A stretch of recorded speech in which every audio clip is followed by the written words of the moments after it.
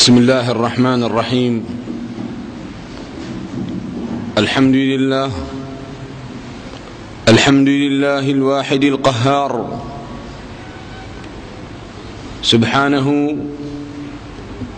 وصف النار وعذابها ونكالها وجحيمها تبصرة لأولي الأبصار وعبرة وتذكرة للاعتبار. أحمده سبحانه وتعالى بما هو له أهل من الحمد وأثني عليه، وأستغفره من جميع الذنوب وأتوب إليه، وأؤمن به وأتوكل عليه. من يهده الله فلا مضل له، ومن يضلل فلا هادي له، وأشهد أن لا إله إلا الله وحده لا شريك له، شهادة يهتز لأجلها قلب المؤمن خوفا من الجبار.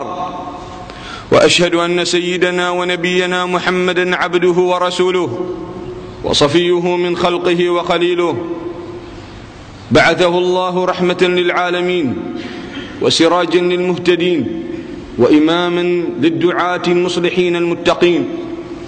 اللهم صل وسلم وبارك وأنعم على عبدك ونبيك محمد وعلى آله وصحبه وعلى كل من اهتدى بهديه واستنى بسنته وسار على نهجه ودعا بدعوته إلى يوم الدين.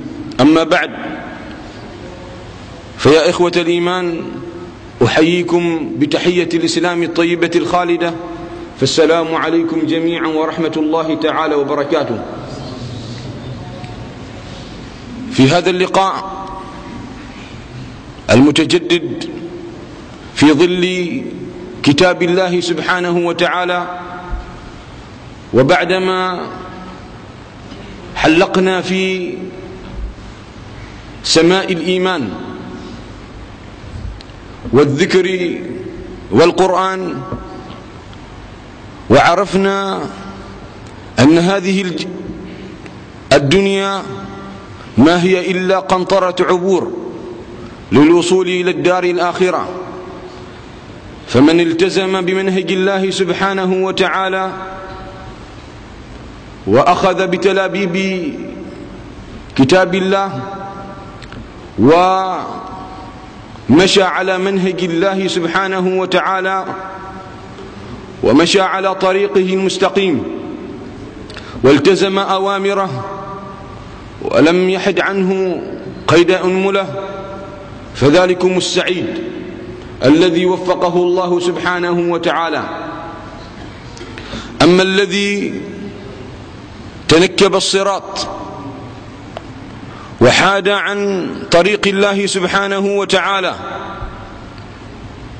وتبع هواه واستمع إلى وساوس الشيطان فانقاد إليها، فيا ويله ويا خسارته، لأنه هو الخسران المبين.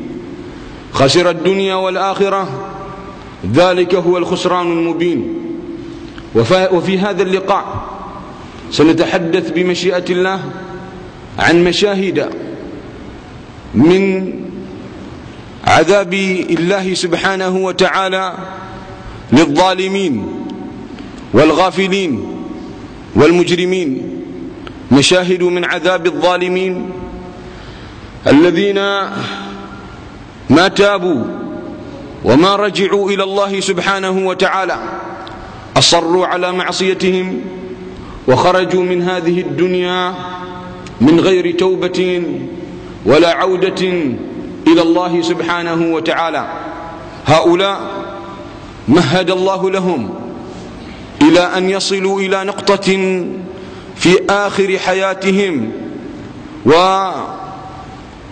وهم في أشد مرحهم وفرحهم وسعادتهم في هذه الدنيا، يأخذهم الله سبحانه وتعالى على حين غرة. ولا يغرنك تقلب الذين كفروا في البلاد، متاع قليل ثم مواهم ماذا؟ مأوى عظيم ومصير جسيم والعياذ بالله. هؤلاء هم الظالمون. والله سبحانه وتعالى يخبرنا كيف سيخرج هؤلاء من الدنيا: ولو ترى إذ الظالمون في غمرات الموت والملائكة باسطوا أيديهم أخرجوا أنفسكم اليوم تجزون عذاب الهون بما كنتم تقولون على الله غير الحق وكنتم عن آياته تستكبرون. هؤلاء تتلقاهم الملائكة فتضربهم على وجوههم وأدبارهم ضربا لا يعلمه إلا الله، حتى تنقلب هذه الوجوه وحتى تتغير هذه الأجساد. ولو ترى إذ يتوفى الذين كفروا الملائكة يضربون وجوههم وأدبارهم وذوقوا عذاب الحريق.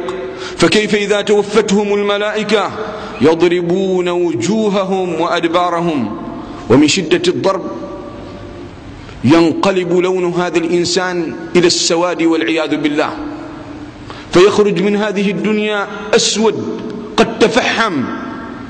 يوم تبيض وجوه وتسود وجوه، فأما الذين اسودت وجوههم أكفرتم بعد إيمانكم فذوقوا العذاب بما كنتم تكفرون. ويوم القيامة ترى الذين كذبوا على الله وجوههم مسودة أليس في جهنم مثوى للمتكبرين. ومن السواد هذا السواد المظلم كأنه قد أدخل في النار وهو قبل دخوله كأنه في ظلمة كظلمة الليل سبحانه. يذكر ذلك عندما يقول: والذين كسبوا السيئات جزاء سيئة بمثلها وترهقهم ذلة ما لهم من الله من عاصم كأنما أغشيت وجوههم قطعا من الليل مظلما أولئك أصحاب النار هم فيها خالدون. بل من شدة السواد يزرق اللون، وهذه الوجوه تنقلب إلى الزرقة. يقول سبحانه وتعالى: يوم ينفخ في الصور ونحشر المجرمين يومئذ زرقا. حتى لو رأى الواحد من أهل الدنيا هذا المظهر وهذا المنظر لسقط مغشيا عليه من شدة سواد هذا المجرم. ونسوق المجرمين إلى جهنم وردا.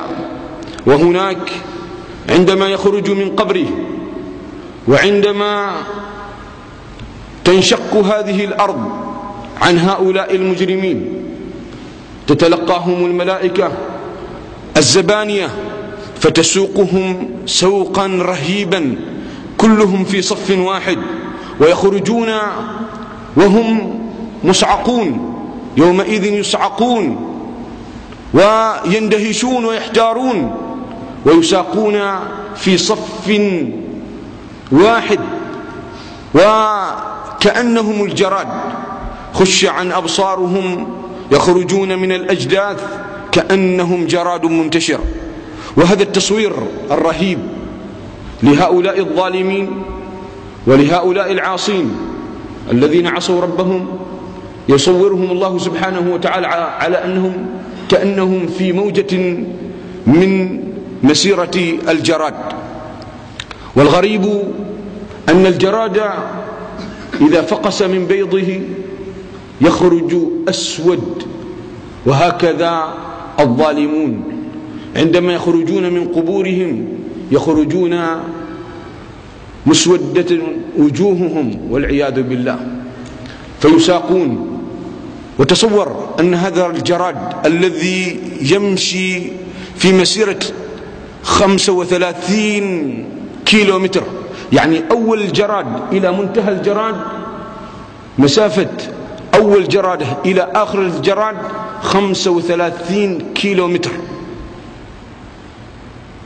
وهذا يدل على أن العدد الرهيب، عدد الظالمين وعدد الذين سوف يحشرون إلى جهنم وبئس المصير. هؤلاء في هذه المسيرة وفي هذه الموجة الرهيبة لا يصطدم أحدهم بالآخر، مثل الجراد على عدده الهائل، مليارات من الجراد، لا يصطدم الجراد بعضه ببعض. وهكذا هؤلاء الظالمون عندما يخرجون من قبورهم يساقون إلى أرض المحشر، إلى فصل الخطاب، هناك حيث القضاء، هناك يومئذ تعرضون لا تخفى منكم خافية.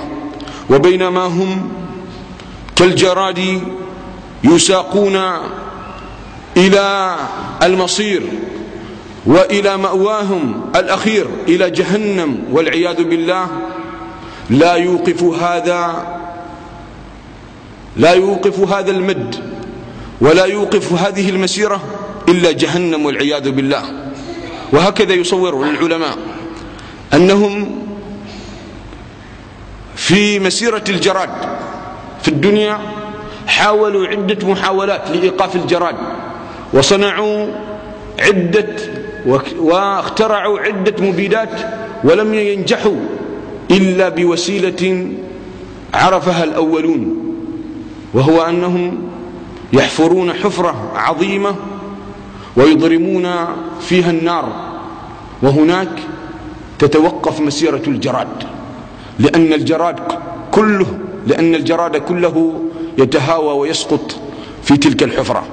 وهكذا مسيرة الظالم العاصي الذي ما رجع إلى الله، ونذر الله وقوارع الله تأتيه يوما بعد يوم في الليل وفي النهار، وهو لا يعتبر ولا يرجع إلى الله سبحانه وتعالى. ويصور الله لنا هذا الموقف الرهيب، أننا هؤلاء الظالمين يساقون مثل الجراد، عددان رهيب، ومن حيث المد رهيب، ومن حيث عدم الاصطدام وكأنهم صفوف منتظمة، شيء رهيب، ولا يوقفهم إلا ذلكم المنظر، وهو نار جهنم والعياذ بالله. إذا رأتهم من مكان بعيد سمعوا لها تغيظا وزفيرا. تزفر جهنم زفرة وهم يرونها، إذا رأتهم من مكان بعيد سمعوا لها تغيظا وزفيرا. وهناك تنخلع القلوب ويتساقط الناس على ركبهم، وأيقن الظالمون بأنهم لا محالة في الهلاك. وترى الظالمين لما رأوا العذاب يقولون هل إلى مرد من سبيل، وتراهم يعرضون عليها خاشعين من الذل ينظرون من طرف خفي. وقال الذين آمنوا إن الخاسرين الذين خسروا أنفسهم وأهليهم يوم القيامة ألا إن الظالمين في عذاب مقيم. وفي تلك اللحظة عندما يرون نار جهنم وهي بين أعينهم بين أيديهم، تتطاير الصحف ويعطى كل إنسان كتابه. وأما من أوتي كتابه بشماله فيقول يا ليتني لم أوت كتابيا ولم أدر ما حسابيا، يا ليتها كانت القاضية ما أغنى عني ماليا هلك عني سلطانيا، خذوه فغلوه ثم الجحيم صلوه ثم في سلسلة ذرعها 70 ذراعا فاسلكوه. هذا الظالم عندما يرى كتابه وما فيه من معاصي، رأى عدم غضه للبصر عندما كان يمشي في الأسواق لا يغض بصره ويطلق عنان بصره إلى النساء، ولا يرعى حرمات الله ولا يعظم شعائر الله. هذا الظالم الذي كان يغتاب الناس يرى عمله في تلك اللحظات، في تلك اللحظات يرى أعماله. وأما من أوتي كتابه وراء ظهره فسوف يدعو ثبورا ويصلى سعيرا. وفي تلك اللحظة عندما يرى تلك الأعمال التي هي في صحيفته يتمنى الموت، ويتمنى أن لو كان ترابا لا يبعث. يوم ينظر المرء ما قدمت يداه ويقول الكافر يا ليتني كنت ترابا. وهناك يحضر هؤلاء حول جهنم، وجهنم تلفح وتتغيظ ولها صوت رهيب من هذه الأصوات. الشهيق، هل تعرفون الشهيق؟ تريد أن تلتهم المجرمين والعاصين والظالمين. من أصواتها الشهيق، تشهق شهقة حتى تأخذ فوجا منهم. ثم يحضرون حول جهنم، ثم لنحضرنهم حول جهنم جثيا، وترى كل أمة جاثية يجثون على ركبهم من شدة الهول ومن شدة المطلع عندما يرون جهنم وهي تزفر تريد أن تنقض عليهم، والزبانية كلهم يريدون أن يقذفوا بهؤلاء المجرمين في نار جهنم. وترى كل أمة جاثية، كل أمة تدعى إلى كتابها اليوم تجزون ما كنتم تعملون، هذا كتابنا ينطق عليكم بالحق، إنا كنا نستنسخ ما كنتم تعملون. في تلك اللحظات عندما يرون كتابهم تظهر تلك المساوي التي كانوا يفعلونها هنا، تلك الجرائم التي كانوا يقترفونها، تلك المعاصي التي كانوا يحاربون بها الله. ولو أن للذين ظلموا ما في الأرض جميعا ومثله معه لافتدوا به من سوء العذاب يوم القيامة وبدا لهم من الله ما لم يكونوا يحتسبون. يعني هذا الظالم لا يتصور أن هذه المعصية سوف ترصد وسوف يحاسب عليها، وأن هذه المعصية سوف تسجل عليه. حتى هذه الكذبة، حتى هذه النظرة، حتى هذه الوسوسة، لأنه كان يسترسل في وساوسه، كان ما يوجد في قلبه يسترسل فيه الحقد والحسد والغل والكبر، وفيه الرياء والعياذ بالله. هذه العين لم تسلم من معاصي الله، وهناك سيجد هذه الأعمال ظاهرة. إذا كان ما في القلب سيظهر يوم تبلى السرائر، فما له من قوة ولا ناصر. فكيف ما وقع في العين وما وقع من الأذن وما وقع من الأنف وما وقع من اللسان، كل أولئك كان عنه مسؤولا. وبدا لهم سيئات ما كسبوا وحاق بهم ما كانوا به يستهزئون. وبدا لهم سيئات ما عملوا وحاق بهم ما كانوا به يستهزئون. وهناك عندما ينظر إلى كتابه وإلى صحيفته وإلى أعماله يشفق على نفسه هو. ووضع الكتاب فترى المجرمين مشفقين مما فيه ويقولون يا ويلتنا ما لهذا الكتاب لا يغادر صغيرة ولا كبيرة إلا أحصاها ووجدوا ما عملوا حاضرا ولا يظلم ربك أحدا. حتى كلمة أف التي قالها لأبيه مرصودة عندما حد بصره ونظره على والديه مرصود. حتى هذه، حتى رفع الصوت على الوالدين.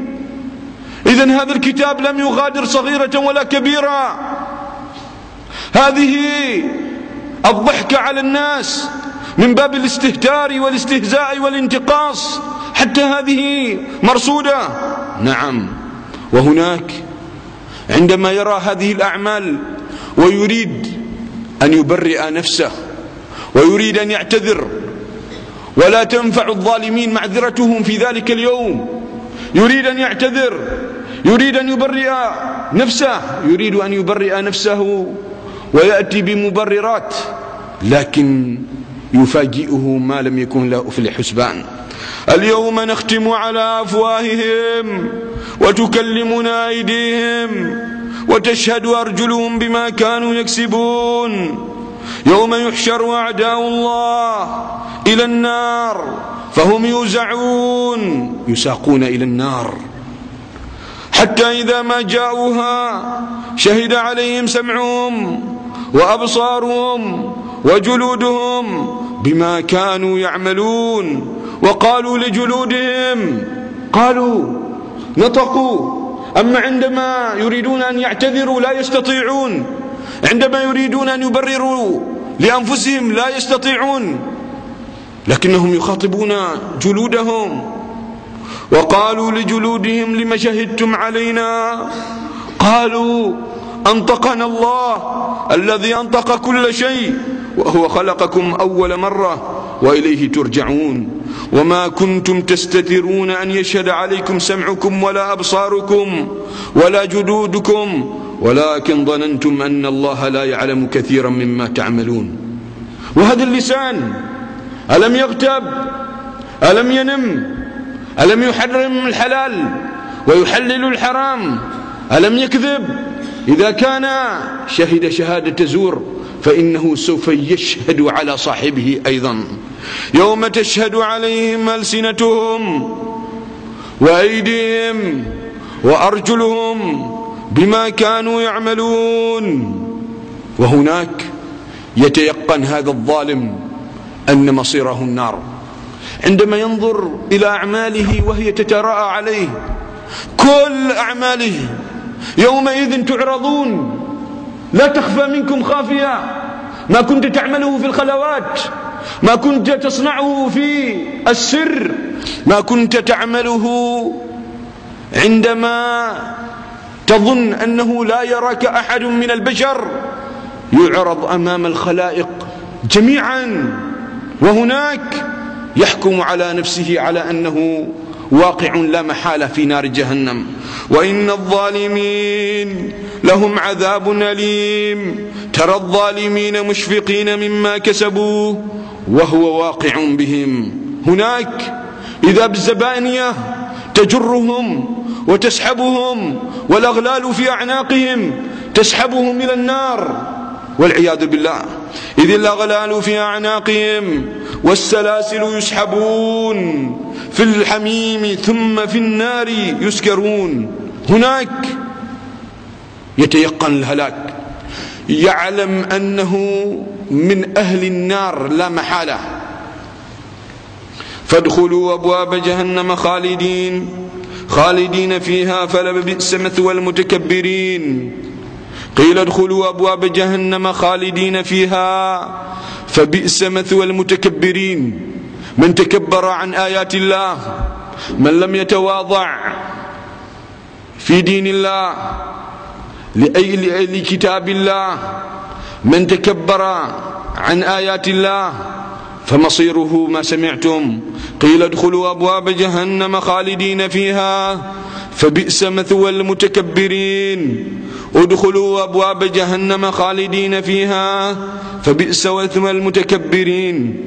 وهم عندما يقذفون في النار خزنة جهنم تسألهم: يا بني آدم، يا ابن آدم، كيف أنتم هكذا؟ ألم يأتي أحد ينذركم؟ ألم تأتكم رسل؟ ألم يأتكم من يعظكم؟ حتى إذا جاءوها فتحت أبوابها وقال لهم خزنتها ألم يأتكم رسل منكم يتلون عليكم آيات ربكم وينذرونكم لقاء يومكم هذا؟ قالوا بلى. سبحان الله، أنت يا ابن آدم ألم تسمع بأن هذا الأمر حرام؟ لماذا ترتكبه؟ يا ابن آدم ألم تسمع خطيبا من الخطباء يعظك؟ يا ابن آدم ألم تستمع إلى محاضرة واحدة؟ يا ابن آدم ألم تسمع إلى قوارع الله وإلى نذره؟ لماذا؟ قالوا بلى، كانوا يسمعون لكنهم يتكبرون عن آيات الله، لا ينقادون إليها، لا يرضخون لها، لا يستجيبون، لا يستمعون إلى أوامر الله ولا يطبقونها. إذا ألقوا فيها سمعوا لها شهيقا وهي تفور. جهنم ما زالت تشهق حتى تلتهم أول فوج وتأخذهم حتى تدخلهم في جهنم، تدخلهم فيها تلتهمهم حتى تحرقهم. سبحان الله، تكاد تميز من الغيظ، كلما ألقي فيها فوج سألهم خزنتها ألم يأتكم نذير. هؤلاء إذا دخلوا جهنم والعياذ بالله وتعمل نار جهنم عملها فتفري جسدهم وتحرق أعضاءهم وتعمل عملها فيهم، يبدأون بالصراخ والعويل الشديد حتى لا يفهم ماذا يقولون. لهم نار جهنم لا يقضى عليهم فيموتوا ولا يخفف عنهم من عذابها، كذلك نجزي كل كفور. وهم يصطرخون فيها ربنا أخرجنا نعمل صالحا غير الذي كنا نعمل، أولم نعمركم ما يتذكر فيه من تذكر وجاءكم النذير فذوقوا فما للظالمين من نصير. يصرخون صراخا لا يفهم، يا ربنا أخرجنا، ربنا نحترق، ربنا خلصنا، صراخ رهيب. كل يصرخ عندما تعمل نار جهنم عملها فيهم.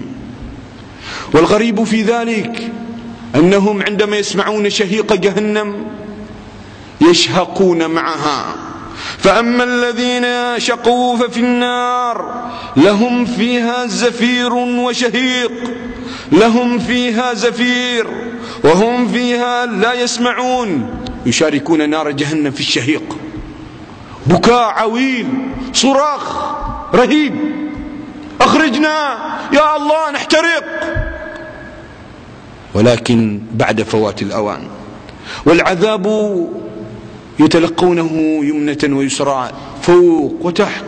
لهم من جهنم مهاد ومن فوقهم غواش، وكذلك نجزي الظالمين. يوم يغشاهم العذاب من فوقهم ومن تحت أرجلهم ويقول ذوقوا ما كنتم تعملون. لهم من فوقهم ظلل من النار ومن تحتهم ظلل. سبحان الله، النار عن يمينهم وعن شمائلهم ومن أمامهم ومن خلفهم ومن فوقهم ومن تحتهم. إلى أين المهرب؟ يريدون أن يهربوا إلى أين؟ وإذا بالزبانية تكبهم على وجوههم. ومن جاء بالسيئات فكبت وجوههم في النار هل تجزون إلا ما كنتم تعملون. ومن أول ما يحترق في هذا الإنسان، مع أنه كان مسودا، أول ما يحترق ومن أوائل ما تلهب نار جهنم وتلفح فيه الوجه.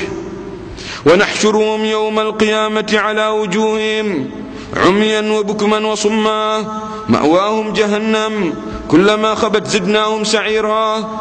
الذين يحشرون على وجوههم إلى جهنم أولئك شر مكانا وأضل سبيلا. يوم يسحبون في النار على وجوههم ذوقوا مس سقر. وترى المجرمين يومئذ مقرنين في الأصفاد سرابيلهم من قطران وتغشى وجوههم النار. يريدون أن يصرخوا وأن يستغيثوا ولكن لهب النار يمنعهم من ذلك. يوم يسحبون في النار على وجوههم ذوقوا مس سقر لو يعلم الذين كفروا حين لا يكفون عن وجوههم النار ولا عن ظهورهم ولا هم ينصرون تلفح وجوههم النار وهم فيها كالحون ثم يقلبون فيها مثل الطائر المشوي على النار، لا يبقى شيء، لا يستطيع أن يتحرك، لأن الزبانية تقلبه يمنة ويسرى. يوم تقلب وجوههم في النار يقولون يا ليتنا يا ليتنا يا ليتنا أطعنا الله وأطعنا الرسول. وهناك عندما يجدون حر جهنم وعندما تلتهب النار عليهم وعلى جسدهم وتنضج هذه الجلود، كلما نضجت جلودهم بدلناهم جلودا غيرها، هناك يصرخون ويطلبون من الله أن ينجيهم وأن يخرجهم وأن يبعدهم. قالوا ربنا غلبت علينا شقوتنا وكنا قوما ضالين ربنا أخرجنا منها فإن عدنا فإنا ظالمون. فيأتيهم الجواب قاسيا قال اخسأوا فيها ولا تكلمون، لا كلام لا دعاء لا استغاثة، لا تنادوني بعد اليوم. فينقطع بهم الأمل. الله سبحانه وتعالى يقول لهم اخسأوا فيها ولا تكلمون، لا كلام. والنار تلهب وتلفح على وجوههم وعلى ظهورهم وعلى أدبارهم ويصرخون حتى يبحثوا عن خازن النار. مالك إن المجرمين في عذاب جهنم خالدون لا يفتر عنهم وهم فيه مبلسون وما ظلمناهم ولكن كانوا هم الظالمين. ونادوا يا مالك يا مالك ليقضي علينا ربك قال إنكم ماكثون. حتى أنت يا مالك ألا توجد عندك شفقة ولا رحمة؟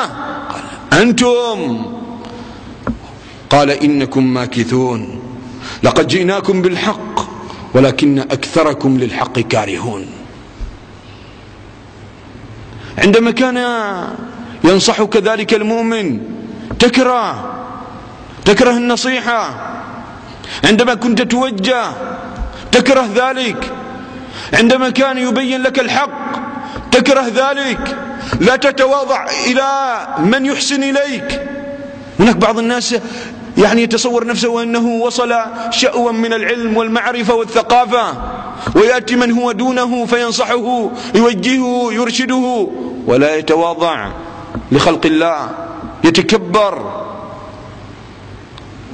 يكره الحق لأنه جاء به البغيض أو الصغير أو من هو دونه. لقد جئناكم بالحق ولكن أكثركم للحق كارهون. وينتهي الأمل بهم من خازين النار مالك، ويعلمون أنه لا خروج ولا محيص عنهم عن النار، لن يخرجوا منها وما هم عنها بغائبين. كل العصاة كل من كان مجرما ومن يعص الله ورسوله فإن له نار جهنم خالدين فيها أبدا. وهناك يطلبون من خزنة النار بعد العويل والعرق الشديد والصياح وقد جفت عروقهم ونضجت جلودهم وبدلوا جلودا غيرها وهم يصرخون وينادون، يطلبون من خزنة النار وقالوا وقال الذين في النار لخزنة جهنم ادعوا ربكم اشفعوا لنا، يطلبون من خزنة النار أن يسامحهم ربهم في يوم واحد، لا أن يخرجهم يوما واحدا، لا أن يخفف عنهم يوما من العذاب. وقال الذين في النار لخزنة جهنم ادعوا ربكم يخفف عنا يوما من العذاب. قالوا أولم تك تأتيكم رسلكم بالبينات قالوا بلى قالوا فادعوا وما دعاء الكافرين إلا في ضلال. اطلبوا، استغيثوا، نادوا، دعاؤكم لا يسمع، نداؤكم لا يسمع، عويلكم لا يسمع. اخسأوا في هذه النار، وما دعاء الكافرين إلا في ضلال.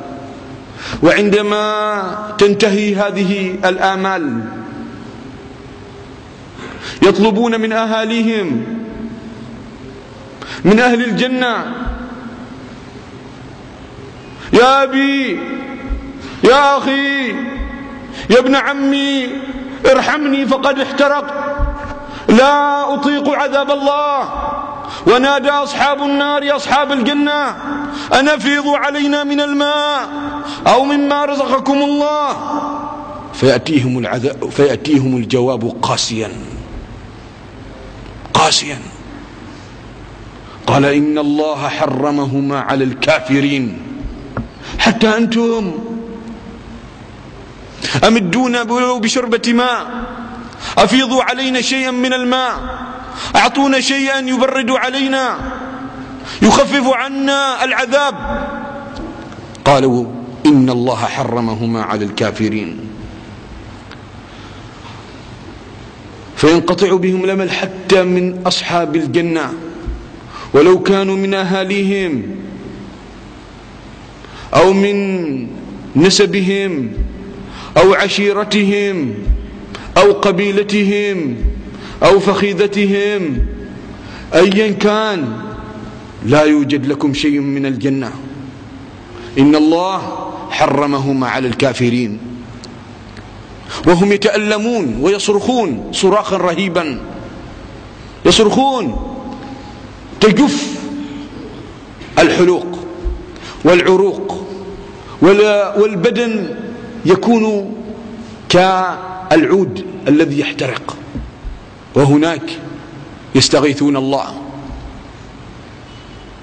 لا مجال، الكل، مع أن الله قال لهم اخسأوا فيها ولا تكلمون، إلا أنهم يستغيثون: أغيثونا بالماء، أغيثونا لا نستطيع، جفت عروقنا.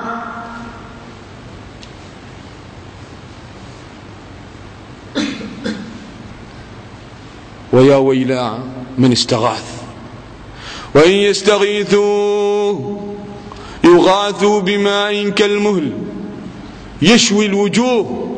هذا الوجه الذي طالما كنت تظهر به أمام الناس متكبرا متفاخرا متباهيا، هو أو من أوائل ومن أشد ما يتعذب هناك. وإن يستغيثوا يغاثوا بماء كالمهل، هذه التي كانت تظهر مفاتنها وتتجمل أمام الرجال الأجانب. وإن يستغيثوا يغاثوا بماء كالمهل يشوي الوجوه، يشتوي هذا الوجه ويسقط الوجه، فروة هذا الوجه تسقط على الماء، ينزل الصديد والقيح والدم، تسيل العيون وتتساقط هذه الأعضاء. وإن يستغيثوا يغاثوا بماء كالمهل يشوي الوجوه بئس الشراب وساءت مرتفقا. هذا الماء يخرج منه الصديد، هذا الماء يسقط فيه الصديد، من ورائه جهنم ويسقى من ماء صديد، وهذا الماء لا يستطيع أن يدخله. لا يستطيع أن يدخله ولا أن يخرجه، يتجرعه ولا يكاد يسيغه، ويأتيه الموت من كل مكان، هو يحترق والعذاب يشتد عليه بهذا الماء، ويأتيه الموت من كل مكان وما هو بميت، ومن ورائه عذاب غليظ. عذاب غليظ. تعرف ماذا؟ لو وقع هذا الماء وهو محتاج إليه ويشرب منه ويعلم وهو يحترق إلا أنه يشرب منه، فإذا شربه ووقع في بطنه يا ويله، كمن هو خالد في النار وسقوا ماء حميما فقطع أمعاءهم. إذا دخل هذا الماء تنصهر الأمعاء، تنصهر وتتقطع، كمن هو خالد في النار وسقوا ماء حميما فقطع أمعاءهم، بل إن احترق وابتعد عن هذا الماء يصب من فوق رأسه هذا الماء، يصب من فوق رؤوسهم الحميم يصهر به ما في بطونهم والجلود، ويشتد بهم الصراخ، يصرخون عندما يسكب عليهم الماء من فوق رؤوسهم، يصرخون والملائكة تضربهم على رؤوسهم، لهم مقامع من حديد لأنهم يفرون عندما يصب على رأسه هذا الماء الذي يغلي غليانا من يوم خلقه الله، إلى أن يذوقه هذا المجرم الظالم، هذا العاصي المتمرد الذي لم يتب ومات على كبيرته مصرا عليها، يصب من فوقه فيهرب، كلما أرادوا أن يخرجوا منها من غم أعيدوا فيها وذوقوا عذاب الحريق.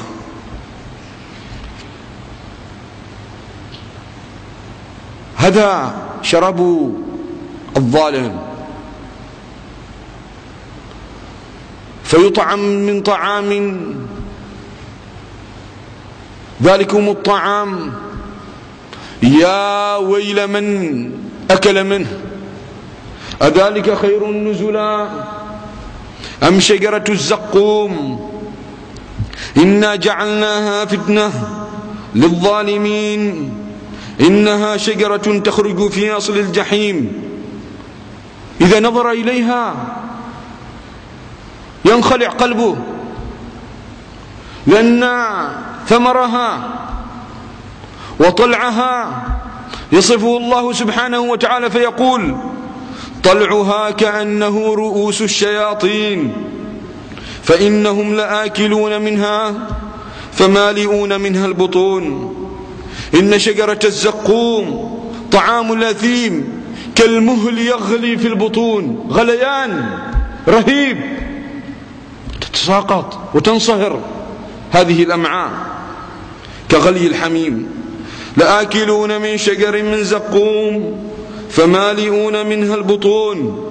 هذا الطعام قبل أن يدخل تغص ويتشرقون، ولا يدخل أيضا وطعاما ذا غصة وعذابا أليما. حتى هذا الطعام لا يستسيغه، ومن طعامهم الغسلين، ولا طعام إلا من غسلين لا يأكله إلا الخاطئون. وهم في تلك الحالة وما فيهم من العويل والصراخ يطلبون التخفيف، ترمى عليهم ثياب يظنون بتلك الثياب يقي الواحد من نفسه من حر جهنم، إلا أن ذلك هو عذاب شديد، سرابيلهم من قطران وتغشى وجوههم النار، سرابيلهم من قطران، والقطران لو وضع على الجسد ينصهر، ولذلك أول ما يعطى ذلك الثياب يصرخ ويرمي به. فالذين كفروا قطعت لهم ثياب من نار ثياب من نار ويصرخون ويطلبون من الله سبحانه وتعالى أن ينجيهم وأن يخرجهم، لكن وتعرفون ماذا سيحدث في تلك اللحظة؟ سيبدأ أهل النار يلعن كل واحد منهم الآخر، يلعن صاحبه، يلعن شيخه، يلعن كبيره، يلعن سادته، ويلعن من كان سببا في دخوله. قال ادخلوا في قد خلت من قبلكم من الجن والإنس في النار كلما دخلت أمة لعنت أختها حتى إذا اداركوا فيها جميعا قالت أخراهم لأولاهم ربنا هؤلاء يضلونا فآتهم عذابا ضعفا من النار. آتهم عذابا ضعفا من النار ويسمعون إلى الجواب قال لكل ضعف ولكن لا تعلمون. حتى أنتم، حتى الضعفاء لهم ضعف. قالوا ربنا من قدم لنا هذا فزده عذابا ضعفا في النار. ومن تراشقهم باللعن والسباب كما كانوا يتراشقون هنا بالسباب والتكفير واللعن والشتم، ويلعن بعضهم بعضا ويكفر بعضهم بعضا، هناك يلعن بعضهم بعضا.